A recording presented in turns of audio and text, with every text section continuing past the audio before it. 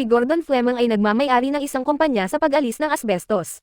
Isang mapanganib na linya ng trabaho na may kinalaman sa mga materyales sa pagtatayo na ipinagbawal na sa maraming bansa dahil sa nakamamatay na pangmatagalang epekto nito. Sino mang nalantad sa asbestos ng masyadong matagal ay maaaring magkaroon ng malalang sakit tulad ng kanser sa baga o kanser sa tiyan, at sa ilang mga kaso ay maaari pa itong humantong sa kamatayan. Dahil sa kapos sa pera, tinanggap ni Gordon ang isang kontrata mula sa gobyerno mula sa isang lalaking nagngangalang Griggs, upang linisin ang asbestos sa loob ng isang inabandonang ospital para sa mga sakit sa pag-iisip sa Denver. Ang napakalaking gusali ay orihinal na itinayo noong 1871, ngunit ito ay isinara at iniwang abandonado simula pa noong 1985. Plano ngayon ng gobyerno na baguhin ang ari-arian at gawin itong isang bagong city hall. Nang hapong iyon, dumating si Gordon sa ospital kasama ang kanyang katrabaho na si Phil, at personal silang ginabayan ni Griggs sa napakalaking gusali kung saan maraming lumang gamit ng ospital ang nakakalat pa rin kahit saan. Sa panahon ng paglilibot, ipinaliwanag ni Griggs na ang hospital ay dinisenyo upang maging kamukha ng isang panigikan kung saan ang pangunahing gusali ay nasa gitna na nagsisilbing lugar ng mga kawani, habang ang kaliwa at kanang bahagi ay nakahiwalay sa pagitan ng mga pasyenteng lalaki at babae. Ang bawat bahagi ay naglalaman ng 4 na ward na may markang A hanggang D, kung saan ang Ward A ang pinakamalayo at pinakaliblib na seksyon kung saan dating ikinukulong ang mga pinakamapanganib na pasyente. Habang patuloy nilang ginalugad ang mga nabubulok na pasilyo, napansin ni Gordon ang isang nakakatakot na wheelchair sa dulo ng pasilyo, at sa sandaling iyon ay bigla niyang narinig ang isang mahiwagang boses na tumatawag sa kanyang pangalan. Samantala, ipinaliwanag ni Griggs na hindi maaaring basta-basta give-in ang hospital dahil ito ay nakarehistro bilang isang makasaysayang palatandaan. Sa paglipas ng mga taon, ang inabandonang gusali ay naging tambayan ng mga bandalismo, mga walang tirahan, at mga lokal na manggugulo, na siyang dahilan kung bakit nakatikip ang graffiti sa maraming dingding. Matapos siyasatin ang kontaminasyon ng asbestos sa buong ospital, tinatansya ni Gordon na ang paglilinis ay makatutuhanang aabutin ng hindi bababa sa 2 linggo upang makumplito. Habang naglalakad sa gusali, natuklasan ni Phil ang isang silid pag-iisa na puno ng mga kakaibang drawing, punit na pahina ng magazine, lumang ginupit na dyaryo, at mga litratong nakadikit sa mga dingding, na lalong nagbigay sa lugar ng nakakabahalang kapaligiran. Nang matapos ang tour, binati ni Griggs si Gordon sa kamakailan lamang pagiging isang ama. Gayunpaman, si Gordon ay nasa ilalim ng matinding pinansyal na pressure at hindi niya kayang mawala ang kontrata sa ibang kumpanya. Kaya, nagsinungaling siya at sinabing kayang tapusin ng kanyang grupo ang buong paglilinis ng asbestos sa loob lamang ng 1 linggo. Nakakagulat na agad na sumang-ayon si Griggs sa panukala. Nang gabing iyon, umuwi si Gordon at tahimik na pinagmasdan ang kanyang asawang si Wendy at ang kanilang bagong silang na anak na babae mula sa kabilang kalye bago tuluyang lumabas ng kotse at tumungo sa bahay. Ngunit, habang papalapit siya, muling narinig ni Gordon ang isang kakaiba at mahiwagang boses na tumatawag sa kanya. Opisyal na magsisimula ang paglilinis sa Lunes, kasama si Gordon sa pakikipagtulungan ng kanyang grupo na binubuo ni Phil. At Hank na may malubhang bisyo sa pagsusugal, ang batang pamangkin ni Gordon na si Jeff na may nyctophobia o takot sa dilim, at si Mike, isang manggagawang halos alam ang lahat tungkol sa madilim na kasaysayan ng inabandonang ospital para sa mga may sakit sa pag-iisip. Dahil mas matagal nang naantala ang schedule, ipinangako ni Gordon sa bawat miyembro ng crew ang $10,000 na bonus kung matatapos nila ang buong proyekto sa tamang oras. Hindi nagtagal matapos magsimula ang trabaho, sinimulang ipaliwanag ni Mike ang madilim na kasaysayan sa likod ng inabandonang ospital ng pag-iisip. Isiniwalat niya na ang pasilidad ay kalaunan ay isinara dahil sa mga pagbawas sa budget noong dekada 1980, pati na rin ang isang nakakagambalang iskandalo na kinasasangkutan ng isang pasyenteng nagngangalang Patricia Willard noong 1984. Ayon kay Mike, minsan nang nag-eksperimento ang ospital sa isang kontrobersyal na paraan ng therapy na idinisenyo upang tulungan ang mga pasyente na mabawi ang mga pinigil na traumatikong alaala mula sa kanilang nakaraan. Sa isa sa mga sesyong ito, biglang inangkin ni Patricia na ilang beses siyang inabuso ng sarili niyang ama sa buong kabataan niya. Ang mas nagpakilabot pa sa kwento ay ang paglalarawan ni Patricia sa kanyang mga lolo't lola. At maging sa kanyang ina na nanunood ng pang-aabuso habang nakasuot ng itim na roba na para bang nakikilahok sila sa isang uri ng ritual ng kulto. Iginiit din niya na dumaan siya sa ilang sapilitang pagpapalaglag at inakusahan pa niya ang kanyang pamilya ng pagkain ng mga fetus pagkatapos. Gayunpaman, matapos makumplito ng mga doktor ang isang kompletong medikal na pagsusuri, natuklasan nila na malusog pa rin si Patricia at hindi man lang nawala ang kanyang pagkabirhen. Dahil doon, kinasuhan ng pamilya ni Patricia ang ospital ng pag-iisip dahil sa pagpapakalat ng mga maling paratang. At dahil nahihirapan na ang ospital sa pinansyal, tuluyan ng isinara ang buong pasilidad noong 1985. Dahil napakahigpit na ng deadline ng proyekto, mabilis na nagkaroon ng tensyon sa mga manggagawa, lalo na matapos makipagtalo si Phil kay Gordon at igiit na dapat palitan si Hank ng mas may karanasang kaibigan ni Phil na si Craig. Habang patuloy na nagtatrabaho ang mga tripulante, inutusan ni Mike si Jeff na bumaba sa silong at tingnan ang koneksyon ng kuryente ng makina. Pero agad na tumanggi si Jeff dahil sa matinding takot niya sa madilim na lugar. Sa huli, nagpasya si Mike na siya na lang ang bahala dito at mag-isang pumunta sa basement. Matapos ikabit muli ang makina, naging mausisa si Mike tungkol sa mas malalalim na bahagi ng inabandonang ospital. At naglakad papasok sa isang lumang bodega kung saan niya natuklasan ang isang kahon na may label na imbakan ng ebidensya. Sa loob ng kahon ay may ilang lumang cassette tape na tila naglalaman ng mga recording ng psychiatriko mula sa nakaraan ng ospital. Nang gabing iyon, nang makauwi na ang lahat, nagpaiwan si Mike at nagsimulang makinig sa mga tape. Ang mga recording ay lumabas na mga sesyon ng therapy sa pagitan ng isang psychiatrist na nagngangalang Lonnie at isang pasyenteng kinilala bilang pasyente numero 44, si Mary Hobbs. Habang nakikinig si Mike sa unang sesyon, hiniling ni Lonnie kay Mary na ipaliwanag kung ano talaga ang nangyari 22 taon na ang nakalilipas noong bisperas ng Pasko. Noong una, iginiit ni Mary na walang nangyaring kakaiba ng gabing iyon, ngunit biglang nagbago ng lubusan ang kanyang ugali. Inilagay niya ang kanyang mga daliri sa loob ng kanyang bibig, ang kanyang boses ay naging parang bata, at sinimulan niyang igiit na dapat lamang siyang tawaging prinsesa. Wala siyang ideya kung ano ang magiging kahihinatnan ng mga tip na iyon. Hindi nagtagal ay nagiging malinaw na si Mary ay may multiple personality disorder dahil bukod sa kanyang normal na personalidad at prinsesa, mayroon din siyang dalawa pang personalidad na nagngangalang Billy at Simon. Sa pamamagitan ng personalidad na kilala bilang prinsesa, nalaman ni Mike na 22 taon na ang nakalilipas. Nakatanggap si Mary ng isang seramikong manika bilang regalo sa Pasko habang isang batang lalaki na nagngangalang Peter ay binigyan ng isang malaking kutsilyo. Nang gabing iyon, pagkatapos matulog ng mga magulang ni Mary, sina Peter, Mary, Princess at Billy ay magkasamang naglaro ng taguan sa itaas. Kasabay nito, maikling bumabalik ang kwento kay Gordon na muling nakaupong mag-isa sa kabilang kalye at tahimik na pinapanood ang sarili niyang bahay habang nahihirapan sa masakit na sugat sa kanang binti. Noong Martes, kakaibang natuon ang pansin ni Gordon sa isang gate sa labas ng ospital na may ilang simbolo ng cross, na para bang may kung anong bagay sa lugar na tahimik na nakakakuha ng kanyang atensyon. Samantala, sa silong, natuklasan ni Hank ang isang koleksyon ng mga lumang barya na mula pa noong dekada 1880 kasama ang isang singsing na nakatago sa likod ng isa sa mga dingding. Gayunpaman, agad niyang napagtanto na ang pader ay konektado pala sa likurang bahagi ng isang lumang pader ng kremasayon, ibig sabihin ang mga barya at personal na gamit ay malamang na naiwan mula sa mga bangkay na dating sinunog doon maraming dekada na ang nakalilipas. Kalaunan, nagtipon-tipon ang mga tripulante para sa tanghalian, ngunit pinili ni Mike na manatiling mag-isa sa loob ng bodega habang patuloy na nakikinig sa mga recording ng therapy ni Mary Hobbs. Sa puntong ito, nakarating na siya sa sesyon 5. Habang nagre-record, biglang kinukuskus ni Mary ang kanyang mga mata bago dahan-daang nagbago ang personalidad niya na nagngangalang Billy. Patuloy na kinu-question ni Lonnie ang iba't ibang personalidad at sinusubukang unawain kung saan umiiral ang bawat isa sa kanila sa loob ng isipan ni Mary. Ayon kay Billy, ang prinsesa ay nabubuhay sa mga mata dahil nakikita niya ang lahat, habang ang prinsesa ay nagsasalita sa pamamagitan ng bibig dahil siya ang nagsasalita. Ngunit nang magtanong si Lonnie kung saan naroon si Simon, biglang naputol ang recording bago pa man marinig ang anumang sagot. Di nagtagal, natagpuan ni Jeff ang mga lumang record ng mga pasyente mula noong dekada 1890. At nabigla siya nang mapagtanto niyang maraming tao ang nadala sa ospital ng mga may sakit sa pag-iisip dahil sa napakaliit na dahilan, kabilang ang emosyonal na pagkadismaya o nasugatang pagmamalaki. Habang patuloy sa paglilinis ang mga manggagawa, may napansin si Mike na nakakabagabag sa labas nang matuklasan niya ang van ni Gordon na puno ng pulang pintura at napapalibutan ng mga nakakalat na bulaklak, na parang isang uri ng nakakagambalang babala o alaala. Kasabay nito, sinimulang pag-usapan ni Hank at Jeff ang pag-uugali ni Gordon. Itinuturo kung paano ito tila palaging masigla at determinado sa kabila ng pagtatrabaho sa isang industriya na maaaring unti-unting sumaire sa kanyang katawan sa paglipas ng panahon. Gayunpaman, inaamin ni Hank na ibang-iba na ang kinikilos ni Gordon simula nang ipanganak ang kanyang anak, naging mas balisa at hindi matatag ang emosyon kaysa dati. Ang kwento ay babalik kay Gordon, na tinatawag ang kanyang asawang si Wendy, bagaman mabilis na nagiging malinaw na ang kanilang relasyon ay wala na sa magandang kalagayan. Pagkatapos ng tawag sa telepono, napansin ni Gordon si Phil na may kausap na pribado sa dalawang hindi pamilyar na lalaki sa labas ng gusali, kaya agad itong naghinala.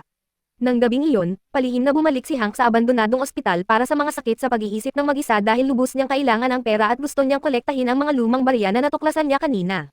Dahil ang mga anti-gang gamit mula sa mga lugar na tulad nito ay maaaring ibenta sa mataas na halaga, napagpasyahan niyang sulit ang panganib.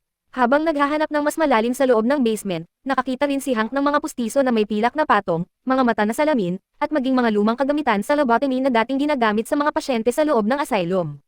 Ngunit habang nag-iisa na ginalugad ni Hank ang madilim na gusali, biglang narinig niya ang tunog ng pagsara ng pinto sa di kalayuan, kahit na alam niyang sigurado siyang walang ibang tao sa loob. Habang pabalik sa ospital, sandaling natanong ni Hank ang isang nakakatakot at misteryosong figure na nagmamasid sa kanya mula sa dilim. Pagsapit ng Miyerkules ng umaga, hindi na sumipot si Hank sa trabaho at wala pang balita mula sa kanya. Dahil sa pag-aalala sa sitwasyon, kinontak ni Phil ang kasintahan ni Hank na si Amy, na dating kasintahan din ni Phil. Ayon kay Amy, Tila tinawagan siya ni Hank noong nakaraang gabi at sinabing nanalo lang ito sa loto at plano niyang dumiretso sa Miami para magsugal sa mga kasino at magsaya. Ang marinig ang paliwanag na ito ay lalong nagpapastress kay Gordon dahil nahuhuli na sa schedule ang proyekto. Muling iminungkahi ni Phil na palitan si Hank ni Craig, ngunit bago pumayag si Gordon, hiniling niya kay Phil na ipaliwanag kung sino ang dalawang hindi kilalang lalaki na nakilala niya sa labas ng gusali noong isang araw. Tumanggi si Phil na sagutin ang tanong, at ang pagtatalo sa pagitan nila ay muntik nang mauwi sa isang away. Dahil sa pagkadismaya at pagkabalisa, naglakad palayo si Gordon at napansin ang dugong tumutulo mula sa kanyang mga daliri bago gumala sa gate na may mga cross, na kalaunan ay nagdala sa kanya sa isang lumang sementeryo na nakatago sa likod ng bakuran ng ospital. Habang mag-isang nakaupo sa isang natumbang puno, tinawagan ni Gordon si Wendy at humingi ng tawad sa isang bagay na nananatiling hindi malinaw. Gayunpaman, ang lalong nagpapabagabag sa sandaling ito ay ang pagkakatuklas na ang puno ay nakatayo mismo sa tabi ng puntod bilang 44, ang libingan mismo ni Mary Hobbs. Sa ibang lugar, tahimik na sinabi ni Phil kay Mike na ang kalagayan ng pag-iisip ni Gordon ay naging hindi matatag simula ng maging ama. At inamin na dapat sana ay tinanggal sa trabaho si Hank 6 na buwan na ang nakalilipas. Sa kasamaang palad para sa kanila, palihim na narinig ni Jeff ang buong usapan mula sa malapit. Di nagtagal pagkatapos noon, nilapitan ni Jeff si Gordon at sinubukang pasayahin ito matapos mapansin kung gaano ito kapagod sa emosyon. Habang nag-uusap sila, nagtanong si Jeff tungkol kay Wendy at nahihirapan si Gordon na pigilan ang emosyon nito habang ipinaliwanag na labis lamang itong nabibigatan sa pag-aalaga sa kanilang bagong silang na sanggol. Kahit sinusubukang magkunwaring kalmado ni Gordon, halata pa ring may mas malalim na bumabagabag sa kanyang isipan. Samantala, patuloy na nakikinig ng husto si Mike sa mga recording ni Mary Hobbs habang mas maingat na pinag-aaralan ang mga record ng kanyang mga pasyente. Kalaunan ay natuklasan niya na si Mary ay na-admit sa mental hospital noong ito ay 14 na taong gulang lamang, na nangangahulugang sa mga recording, siya ay 36 na taong gulang na at ginugol ang halos buong buhay niya sa loob ng institusyong iyon. Habang patuloy na binabasa ni Mike ang mga dokumento, napansin niya ang mga medikal na ulat na naglalarawan ng mga kakaibang sugat na lumitaw sa dibdib ni Mary sa mga nakalipas na taon. Sa mga recording, tinangka ni Lonnie na mas palalimin ang hiwa-hiwalay na isipan ni Mary sa pamamagitan ng direktang pakikipag-usap sa personalidad na kilala bilang Billy. Pinilit niya si Billy na gisingin si Simon at sa wakas ay ibunyag ang tunay na nangyari 22 taon na ang nakalilipas. Gayunpaman, sa sandaling mabanggit ang pangalan ni Simon, si Billy ay labis na nabalisa at natakot, desperadong sinusubukang pigilan si Simon sa pagbabalik anuman ang mangyari. Tulungan mo akong gisingin si Simon, Billy. Kailangan nating gisingin si Simon, Billy. Billy, kailangan mong gisingin si Simon.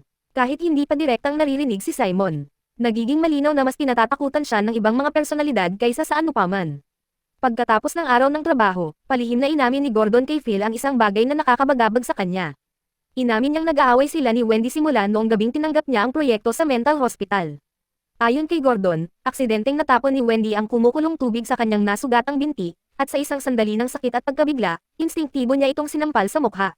Kahit hindi sinasadya, ramdam ni Gordon ang pagkakasala dahil hindi pa niya nahawakan ang kanyang asawa bago ang sandaling iyon. Hindi pa rin siya pinapatawad ni Wendy, at dahil sa tensyon sa pagitan nila, pansamantalang nag-iisa si Gordon sa isang motel sa halip na sa bahay. Nangako si Phil kay Gordon na hindi niya sasabihin kahit kanino ang nangyari kay Wendy, pagkatapos ay ipinaliwanag na ang dalawang lalaking nakita ni Gordon kanina. Mga taong mahilig manggulo lamang sa lugar na madalas na palihim na pumapasok sa abandonadong ospital para mag-spray ng graffiti sa mga dingding. Ayon kay Phil, binalaan niya lang sila na lumayo sa ari-arian mula ngayon.